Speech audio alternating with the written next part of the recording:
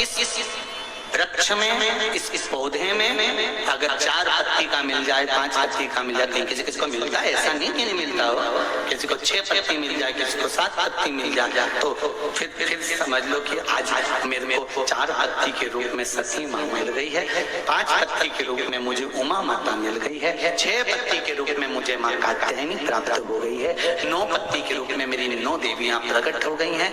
यहाँ तक शिव महापुराण कहती है कि बेलपत्री की 3 पत्ती के वृक्ष में 51 पत्ती तक का भी पौधा देवी प्रकट कर देती है, क्योंकि पार्वती का जो जन्म है वो 52वें नंबर का, 52 नंबर का। इससे पहले माता पार्वती के 51 जन्म हो चुके थे। माता पार्वती 51 बार प्रकट हो चुकी थी। शिव जी के गले में जो मुंडों की माला है वो 51 मुंड की माला है।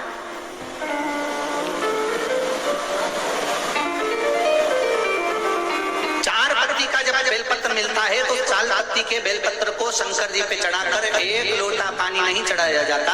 4 पत्ती का अगर बेलपत्र शिव को चढ़ाया जाता है तो 4 लोटा जल शिव को समर्पित करा जाता है। फिर उस बेलपत्र को उतारकर अशोक सुंदरी वाली जगह पर रखा जाता है। फिर वहां पर 1 आचमनी जल समर्पित करा जाता है। फिर वो 4 पत्ती के बेलपत्र को उठाकर नंदीश्वर के चरण के पास रखा जाता है। वहां 1 बेलपत्री को लाकर घर में बरकत के रूप में रखा जाता है। तब वो लक्ष्मी बढ़ाना प्रारंभ करता है। कोई ऐसे ही क्रम नहीं हो जाता कि मिल गया और तुमने रख दिया, उसका क्रम अलग अलग। 5 पत्ती का बेलपत्र, ऊपर जो जलाधारी टंगी होती है उस जलाधारी का स्पर्श कराया जाता है, शिवलिंग पर चढ़ाया जाता है। मात्र 1 लोटा जल 5 पत्ती के बेलपत्र पर चढ़ता है और 5 पत्ती का बेलपत्र दरवाजे पर खड़े होकर भगवान शंकर के गण भृंगी का स्मरण कर श्रृंगी का स्मरण कर उसको लाकर बरकत में रखा जाता है। 5 पत्ती 6 पत्ती का बेलपत्र मिलता है तो उसको नंदी पर पहले समर्पित कर फिर शिव के द्वार पर शंकर भगवान पर समर्पित किया जाता है। फिर 1 लोटा जल समर्पित कर 1 चावल का दाना चढ़ाकर उस बेलपत्री को लाया जाता है, बरकत स्थान पर रखा जाता है। 7 पत्ती का बेलपत्र मिलता है, उसका नियम अलग। 7 पत्ती के बेलपत्र को बेलपत्र के वृक्ष के नीचे ही शिवलिंग का निर्माण कर पूजन किया जाता है और वहां पूजन कर 7 पत्ती के बेलपत्र को शिव को चढ़ाकर फिर अपने घर में रखा जाता है।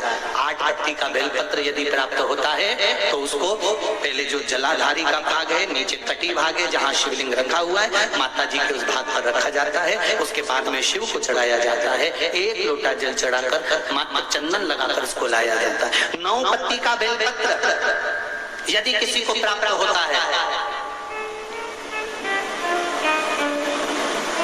कभी मौका मिले ना तो देखो, अब सीहोर में कभी कथा हुई तो आपको 1 पत्ती से लेकर 21 पत्ती तक के बेलपत्र का दर्शन, 3 पत्ती वाले वृक्ष से ही जो पत्तियां प्रकट हुई हैं, 1 से लेकर 21 के पत्ती के दर्शन आपको सीहोर जब कथा रहेगी कभी तो ऑनलाइन कथा में हम खुद व्यासपीठ से दर्शन कराएंगे कि इतने पत्ती तक के भी बेलपत्र का दर्शन होता है।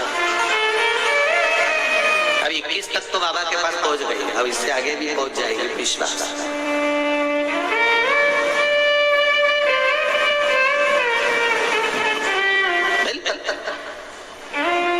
उसका पूजन आपको अगर मिले 4 पत्ती का बेलपत्र तो आप ये परली बैजनाथ की कथा कौन से दिन की है?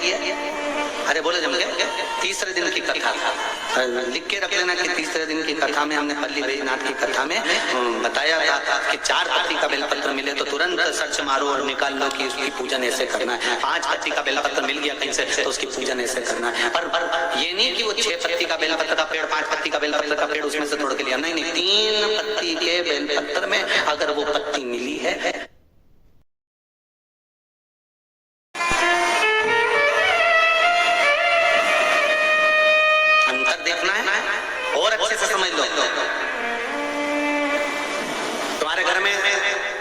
लड्डू बना बनाए रखा हुआ है, सामान बना बनाए रखा है, कोई मेहमान आया तुमने निकाल कर दे दिया,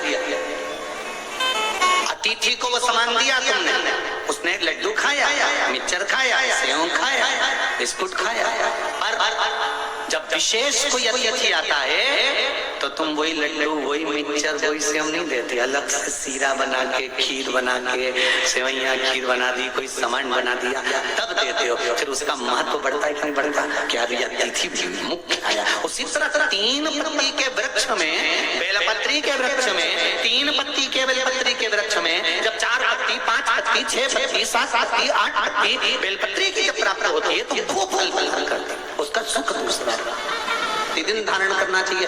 हम कहते हैं महाकाल का मंदिर रोज खुलता है, प्रतिदिन महाकाल का मंदिर खुलता है। नाग चंद्रेश्वर महादेव का मंदिर केवल नाग पंचमी के दिन ही खुलता है। उसी तरह तुम रोज प्रतिदिन टीवी खोलो, रोज कथा सुनो, रोज कथा में जाओ, जिससे नाग चंद्रेश्वर का मंदिर एक दिन खुलता है। रोज कथा सुनते सुनते हो सकता है एक दिन तुम्हारे भाग्य की रेखा खोल दे तो जीवन सवर है। आप करो तो बस उस परमात्मा के स्मरण में, भक्ति में, भजन में, कीर्तन में, मंत्र जाप में, नाम जाप में आप रम जाओ, उसमें लग जाओ, उस जाप को, उस स्मरण को करते रहो। तेरे मंदिर में आना मेरा काम है और मेरी बिगड़ी बनाना तेरा काम। हम रोज उसके दरवाजे पर जाते जाएं, हम रोज उसको प्रणाम करते जाएं। कई लोग कहते हमारा काम नहीं हुआ, हम कैसे? नहीं, जाओ उसके द्वार पर जाते रहो, उसके पास में जाते रहो, उसको नमन करते रहो। जैसे सास से मीठी वाणी में बात करते रहोगे, उसकी देखभाल करते रहोगे, उसको नमन करते रहोगे, तो मरते मरते कुछ नहीं तो एक आध अंगूठी तो उसमें कोई गलत नहीं, वो दे सकते हैं, उसमें कोई दिक्कत नहीं।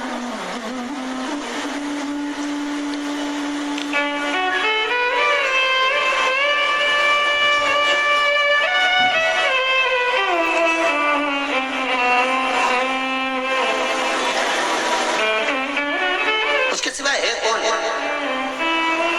महाराज जो कीर्तन करने वाले होते हैं वो कीर्तन में इतने लीन होते हैं, उनको कीर्तन से मतलब होता है, उसके सिवाय कुछ नहीं। कि राम कृष्ण हरि राम भाव से, चित्त से, वृत्ति से हम जब उसको पुकारे तो वो मिलता जल मिलेगा।